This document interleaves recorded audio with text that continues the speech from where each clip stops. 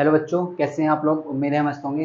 तो स्टूडेंट, आज जो हम बात करने वाले हैं आपसे वो बात करने वाले हैं केमिकल काइनेटिक्स यानी कि रासायनिक बलगति का लेक्चर नंबर 5 पार्ट 5 आप इसे कह सकते हैं। तो इससे पहले स्टूडेंट हम क्या क्या कर चुके हैं देखो। तो हमने फर्स्ट लेक्चर में जो बात की थी ना, वो बात की थी शून्य कोटि की अभिक्रिया के बारे में। और फिर सेकंड लेक्चर में जो हमने बात की है पार्ट 2 में, वो बात करी है फर्स्ट ऑर्डर रिएक्शन यानी कि प्रथम कोटि की अभिक्रिया।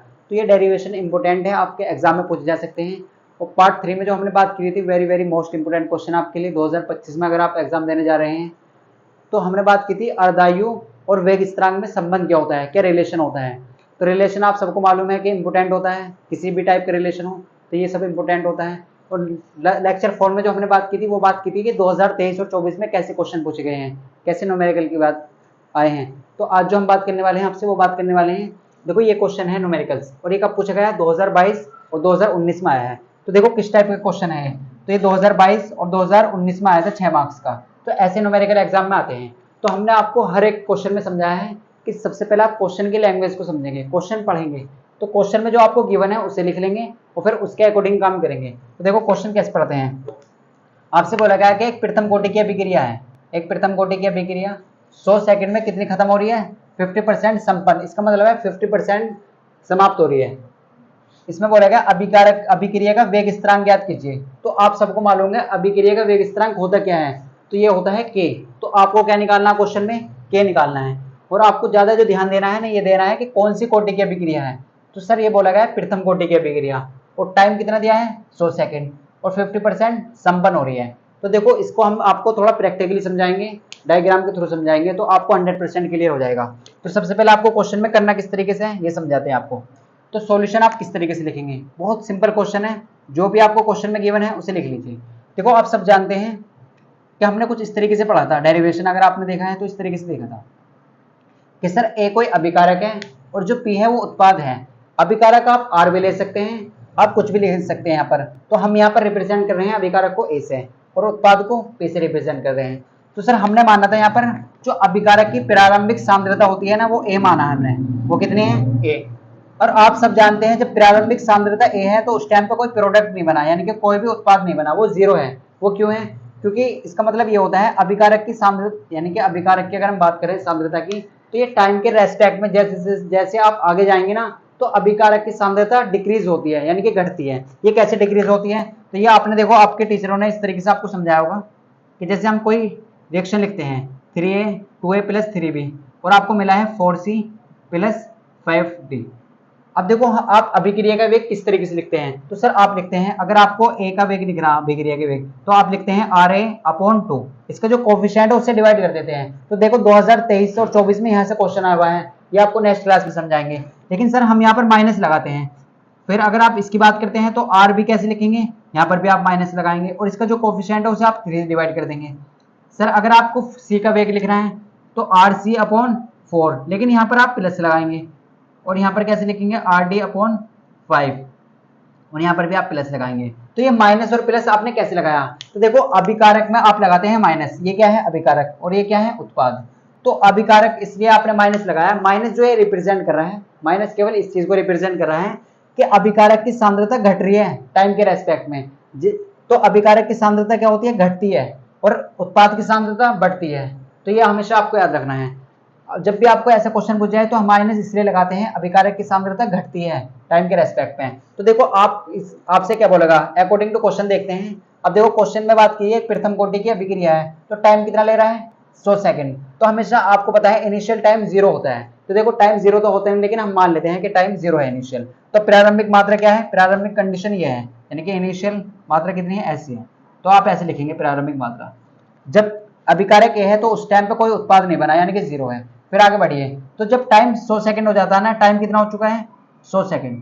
तो यहाँ पर क्या हो रहा है, देखो यहाँ पर जो अभिक्रिया वो 50% खत्म हो चुकी है, संपन्न हो चुकी है। ये कैसे है, ये खत्म कैसे होगी, देखो तो कोई भी चीज, कोई भी अगर हम बात करें किसी भी रिएक्शन का, वो स्टार्टिंग में क्या है इनिशियल में 100% होगी। तो आप कहेंगे सर बिल्कुल, कोई भी चीज क्या होती है 100% होती है। तो जब आप 100 सेकंड के बाद देखते हैं तो कितनी परसेंट खत्म हो चुकी है, 50% खत्म हो चुकी है। अगर हम आपसे बात करें तो कोई भी जो इनिशियल वैल्यू है ना, आप यहाँ पर 1 मान सकते हैं।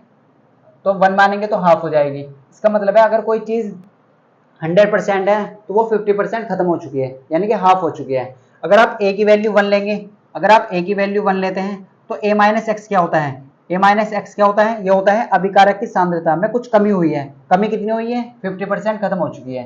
इसका मतलब यह है कि a में से कुछ घटा है। इसका मतलब क्या है कि अभिकारक की सांद्रता में कमी हुई है, यानी कि कुछ ना कुछ कमी हुई है। तो कमी कैसे होती है, कमी कैसे होती है, टाइम के रेस्पेक्ट में, तो 100 सेकंड बाद हुई है। तो माइनस इसीलिए तो रिप्रेजेंट करता है माइनस, कि जैसे आप टाइम चलेगा तो अभिकारक की सांद्रता डिक्रीज होगी, घटेगी, और उत्पाद की सांद्रता बढ़ती है, इसलिए प्लस लगाते हैं यहाँ पर। तो यहाँ पर देखो, अगर यहाँ पर 100% है, कोई भी पदार्थ 100% है, तो उसे 100 सेकंड बाद कितना हो चुका है, 50% हो चुका है। कितना हो चुका है, 50% हो चुका है। तो ये क्वेश्चन में बोला गया है। तो हमने किसके अकॉर्डिंग देखा, हमने बात की अकॉर्डिंग टू क्वेश्चन। किसके बाद, अकॉर्डिंग टू क्वेश्चन। तो आप ऐसे लिख सकते हैं, प्रश्न अनुसार जब कोई पदार्थ 100% है तो 100 सेकंड बाद कितना हो जाता है, 50% हो जाता है। ये क्वेश्चन की लैंग्वेज है। और आपसे क्या बोला गया, अभिक्रिया का वेग निकालिए, अभिक्रिया का वेग स्थिरांक निकालिए। सर अभिक्रिया का वेग स्थिरांक क्या होता है, ये होता है के। तो आपको क्या फाइंड करना है, के निकालना है। अब आपके पास क्वेश्चन में क्या बोला गया है, प्रथम कोटि की अभिक्रिया। तो प्रथम कोटि का अभिक्रिया का आपको फॉर्मूला याद है, तो आप डायरेक्ट लगा सकते हैं। तो अगर हम बात करें आपसे, देखो तो आपको किस तरीके से लिखना, आप अगर डायग्राम के थ्रू समझेंगे ना तो बहुत आपके लिए बहुत ज्यादा आसान होगा। हमेशा आपको प्रारंभिक सांद्रता क्या लेनी है, ए लेनी है, और a माइनस एक्स क्या है, t समय बाद बची हुई सांद्रता, यानी कि रिमेनिंग। तो इस तरीके से आपको याद रखना है। अब आप सब मालूम है, आपको सबको पता है कि प्रथम कोटि के जो अभिक्रिया का जो स्थिरांक का जो व्यंजक होता है वो क्या होता है, ये होता है सर k बराबर 2.303 upon T log a upon a minus के एक्स। ये फॉर्मूला है आपके पास। अगर आपको k की वैल्यू चाहिए तो उसके लिए आपको क्या क्या चाहिए, अगर आप k का मान निकालना चाहते हैं तो इसके लिए आपको क्या चाहिए, एक तो आपको टाइम पता होना चाहिए, एक आपको a पता होना चाहिए। तो a क्या है, प्रारंभिक सांद्रता जो कितनी है 100%, और a माइनस एक्स क्या है, t समय बाद बची हुई सांद्रता। तो 100 सेकंड बाद कितनी बची सांद्रता बची, 50%। तो इसका मतलब क्या है, आपके पास t का मान भी है, वो कितना है 100। t का मान आप यहाँ पे पुट कर देंगे। a क्या है, प्रारंभिक सांद्रता, वो कितनी है सर 100%, और a माइनस एक्स क्या है 50%। तो आप डायरेक्ट वैल्यू पुट कर देंगे। आप जानते हैं, देखो वैल्यू कैसे पुट करते हैं। तो हम यहाँ पर लिख देंगे सर k बराबर क्या है, फॉर्मूला k बराबर आया है 2.303 upon T log a upon a minus के एक्स। अब आप डायरेक्ट वैल्यू पुट कर दीजिए यहाँ पर। तो देखो कैसे करेंगे, तो t का मान हमारे पास क्या है, क्वेश्चन में लिख सकते हैं आप कि हमारे पास जो t का मान है वो कितना है 100 सेकंड। t कितना है 100 सेकंड। अब a की वैल्यू कितनी है सर 100, a की वैल्यू कितनी है 100, और a माइनस एक्स कितना है, बची हुई सांद्रता कितनी है सर 50, कितनी है 50। अब आप वैल्यू पुट कर दीजिए डायरेक्ट। कैसे करेंगे, देखो तो हम जानते हैं k बराबर क्या होता है 2.303। तो सेम रहेगा, क्यों रहेगा सर, क्योंकि ये तो कांस्टेंट है, ये कभी चेंज नहीं होने वाला, ये ऐसे रहेगा। टाइम कितना है, टाइम तो आप कहेंगे सर 100 सेकंड है, कितना है 100। तो आप टी की जगह 100 पुट कर देंगे। अब देखो लॉग, तो आप ऐसे लिख सकते हैं log a upon a minus x. तो a की वैल्यू कितनी है सर 100, a की वैल्यू कितनी है 100 अपॉन a माइनस एक्स की वैल्यू कितनी है, a माइनस एक्स है बची हुई सांद्रता, तो कितनी बची 50% बची, तो यहाँ पर 50 लिख देंगे। और इस तरीके से आप ऐसे कर सकते हैं। अब आप सोल्व कर लेंगे, सोल्व करना आप सब जानते हैं। तो देखो इस वाली जीरो से ये जीरो कैंसिल हो जाएगी, और 5 दूनी होते हैं 10, आप सब जानते हैं। या आप ऐसे कह सकते हैं 50 दूनी 100, तो कितना बचा 2 बचा। अब आप सोल्व कैसे करेंगे, देखो आगे, तो k बराबर 2.303 अपॉन 100। अब आप आगे कैसे सोल्व करेंगे, देखो तो यहाँ पर बचा 2, और आप सब जानते हैं log 2 की वैल्यू कितनी होती है। ये हमने आपको लास्ट लेक्चर में समझाया था कि आपको याद होनी चाहिए कि log 2 की वैल्यू कितनी होती है। तो log 2 की वैल्यू कितनी होती है सर, log 2 की वैल्यू होती है 0.3010। कितनी होती है, log 2 की वैल्यू होती है 0.3010। तो आप इसकी जगह पुट करेंगे, तो k बराबर 2.303 अपॉन 100, और ये कितना है log 2, और log 2 की वैल्यू कितनी होती है 0.3010। हमने आपको लास्ट क्लास में ये भी समझाया था कि आप इसकी डायरेक्ट मल्टीप्लाई याद रखें। जब 2.303 की मल्टीप्लाई करते हैं ना 0.3010 में, तो इसका प्रोडक्ट हमेशा कितना आता है 0.693 आता है। तो ये आपको हर न्यूमेरिकल में यूज होगा। तो आपको कैलकुलेशन बनाने के लिए, आसान करने के लिए इसे याद रखना है। जब हम 2.303 की मल्टीप्लाई करते हैं ना 0.3010 में, तो ये आता है 0.693। अगर आप इसे डायरेक्ट याद रखेंगे, जैसे आपको पता है कि log 2 की वैल्यू कितनी होती है 0.3010 होती है, तो इसी तरीके से 2.303 की अगर 0.3010 में मल्टीप्लाई करते हैं तो कितना आएगा 0.693 आएगा। यह आपको हमेशा याद रखना है, तभी आपकी कैलकुलेशन आसान होगी, आप जल्दी क्वेश्चन कर सकते हैं। तो इसका मतलब आपको ये याद रखना है। अब देखो सोल्व कैसे करना है आगे।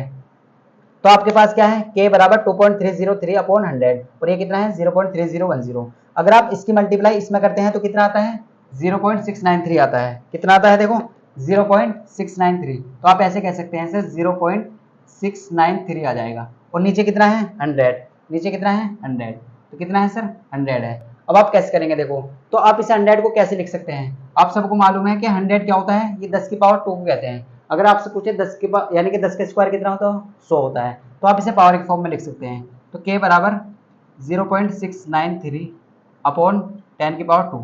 देखो आपको हमेशा आंसर किस में करना है, इंटीजर फॉर्म में छोड़ना है, कभी भी फ्रैक्शन में आंसर नहीं देना। तो 10 की पावर 2 अगर आप ऊपर ले जाते हैं तो काय की हो जाएगी सर माइनस की हो जाएगी। किसकी हो जाएगी माइनस की।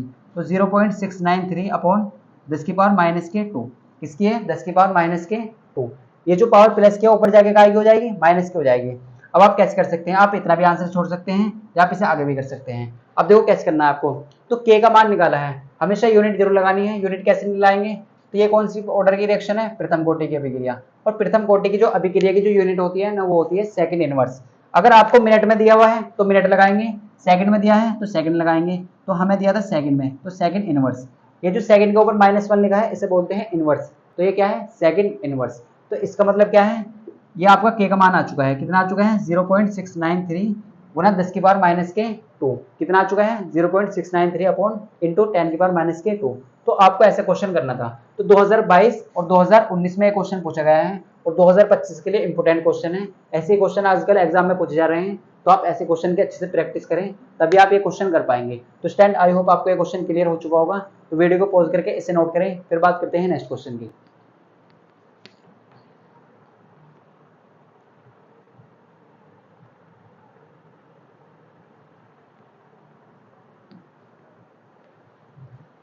तो स्टैंड आई होप आपको ये क्वेश्चन क्लियर हो चुका होगा। अब बात करते हैं हम, देखो अगर आपको यूनिट का बहुत ध्यान रखना है। अगर आपको क्वेश्चन में टाइम काय में दिया जाता है, अगर आपको क्वेश्चन में टाइम काय में दिया जाता है मिनट में, तो मिनट इनवर्स लिखेंगे। अगर आवर में दिया जाता है तो आवर इनवर्स लिखेंगे। इसमें ऐसा नहीं है कि आप अगर मिनट में, केमिस्ट्री में आप जब भी न्यूमेरिकल करेंगे तो ये चीज का ध्यान रखना है, अगर टाइम आपको मिनट में दिया है तो मिनट में रखेंगे। अगर आपसे पार्टिकुलर पूछा जाता है ऐसा कि आप सेकंड इनवर्स में कोई आंसर निकालें, तब आप ऐसे निकालेंगे। अगर मिनट में दिया है तो मिनट में रखेंगे, सेकंड में दिया है तो सेकंड में लिखेंगे। तो ये आई होप आपको ये क्लियर हो चुका होगा। तो स्टैंड अब नेक्स्ट क्लास में हम बात करेंगे कुछ और क्वेश्चन की। 2023 और 24 में क्वेश्चन पूछे गए हैं।